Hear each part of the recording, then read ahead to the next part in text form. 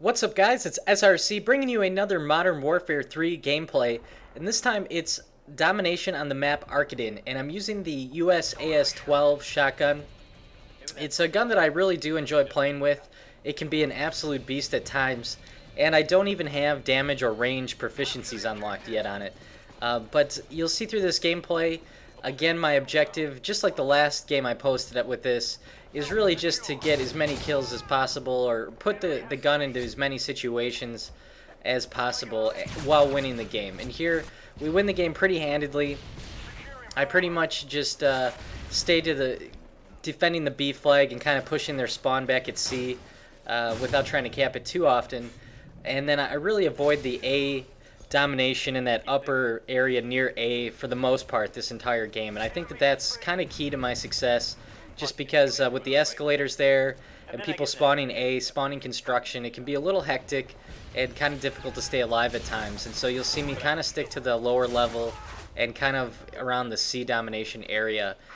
And in this game, for some reason, I'm using the throwing knife. I'm not sure why I have that on this class. I'm not very good with the throwing knife. I don't think it's that great of a lethal weapon, so I generally prefer the Semtex, but just for kicks I throw it around a few times and I think I only get one kill with it. The shotgun is a lot of fun to play with, but there's certainly areas where I feel like if I had a real gun, by a real gun I mean like an SMG with rapid fire or something like right here's a great example. Like I probably could have just mowed down 3 or 4 guys here, but because I have the shotgun and it's just kind of slow in between shots, I only ended up getting a couple people there. But nonetheless, I think it's worked out to be a pretty good gameplay. I was pretty content with it, and most importantly, just had a lot of fun playing this game. Because in Modern Warfare 3, there's just so many games that are rage-inducing, and it's just nice to have a game that you have fun playing, regardless of the score, regardless of how many times you die. And I kind of, for me, kind of take the perspective as, if I can die 20 times in a game and not feel frustrated like I died 20 times in the game, then it was a pretty good game. Because here I think my final score is like 39 and 20 or something along those lines.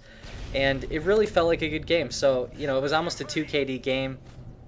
I get the EMP here twice throughout the game and start working on my 3rd set of kill streaks. And so it was just really enjoyable to play. I guess, you know, everyone kind of gauges or has their own standards for what they consider a good game. But for me, it's just generally winning and having fun, and that's what this game accomplished for me. So I was pretty happy with it, and hope you enjoy the gameplay. But one thing I wanted to talk about today is the new map that's coming out on February 21st here for Xbox Live users, if you have COD Elite. And it's the map called Overwatch. And there's a video that I'm going to post a link in the description. It's kind of an advertisement by Call of Duty for the map pack. And it really is, I thought it was entertaining. The like to dislike ratio on the video was about 50-50, and I'm not really sure why that is. If people just don't like this map specifically, or if they didn't like the video for it, like the advertisement for it, or if it's just a lot of PlayStation and PC users that are still ticked off that they're not going to be getting the content on the 21st like Xbox users. And certainly a justified opinion to be mad about that. I think it's pretty BS, but you know, we've already talked about that, I guess. But this map is really interesting to me. It looks a lot like High Rise from Modern Warfare 2, which was a map that I actually enjoyed for the most part. But they've really, it seems like, taken it up a notch. It's really a 2-floor or multi-leveled map, so there's a lot more underground action or in the building action. I think there's a restaurant and a bar and that type of thing that you can go inside buildings. And then up top there's the scaffolding that you can climb on. They call it a multi-storied frag fest, which kind of tells you that there's just going to be a lot of grenades thrown back and forth. It probably plays out a little bit smaller than you would think, probably similar to how High Rise played out, and that you can kind of spawn, walk out the doorway, throw a grenade across the map, and have a reasonable chance at getting a kill. But they did show that there's going to be specific sniper nooks and crannies in the map, and there are definitely some buildings. So it looks like it kind of is meant to accommodate really every playstyle. I think the shotguns will be a viable option, especially for cleaning out that bottom floor with some close quarter building engagements. And then obviously they mentioned the sniper areas, which will probably be up on the upper floor. And then obviously an assault rifle and SMG are going to be good in almost every situation. So, that was really interesting to me to get that perspective on it. The other kind of unique thing is that they said that the outside of the map is going to be completely open, and it's a 70-story high-rise in New York City, like a skyscraper, and that if you're not careful that you'll basically fall to your death. So I think that'll be kind of interesting, add a new element to the map, and just kind of have it play out that way. No doubt we'll end up killing myself probably multiple times. But that leads me to another point here.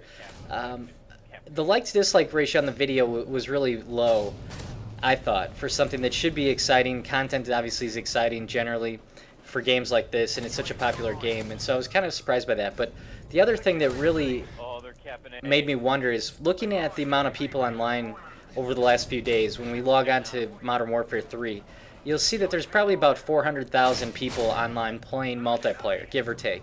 And the Elite playlist that has just basically the different game types with the new map packs only has about 6,000 people playing it, and I just really wonder why that is.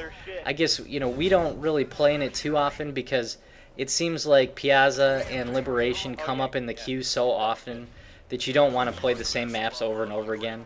And then also, anybody who has COD Elite that spent that extra money and is in there playing it right away when it's released like this probably is your better than average player, most likely. If you're just a kid that doesn't play it, or a casual adult player, you might not have invested that $50 in Elite. So I think that it really takes away some of the best players from the regular playlist and puts them into this Elite playlist.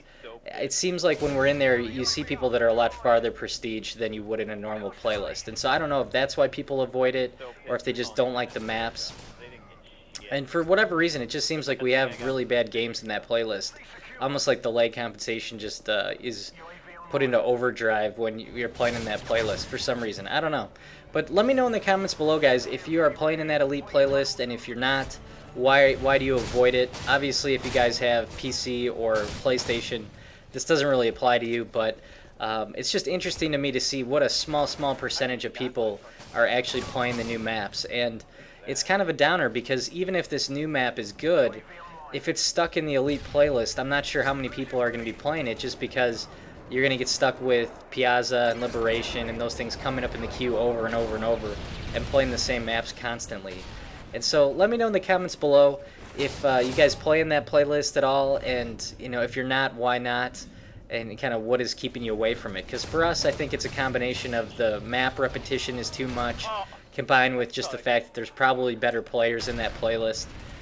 For the most part. But yeah, we've really avoided it, and I think when this DLC comes out, it's going to obviously make us go back and play the new map, but I just kind of wonder how long we'll actually spend in that playlist, because it seems like it's really not that great. I just kind of wish that they would integrate it and have just one playlist, and then if you own the Mac pack, then it's possible to play that. I don't know, but it seems like the system they've got isn't really working that great. And then as far as just an update real quick on the additional prestiges, if you haven't heard, they're going to be adding 5 more prestiges to the game. They said that's going to be coming out in the next title patch or title update, but Robert Bowling doesn't have a date for it yet. I was kind of assuming it's going to be on the 21st when the DLC comes out, but it sounds like it's going to be a separate patch unrelated to that DLC, so it may not even be that soon. So hopefully it comes sooner than later, because I'm just gaining XP that's really going for nothing. But that's it for this game, guys. 39-20 is the final score, and I will see you guys in the game.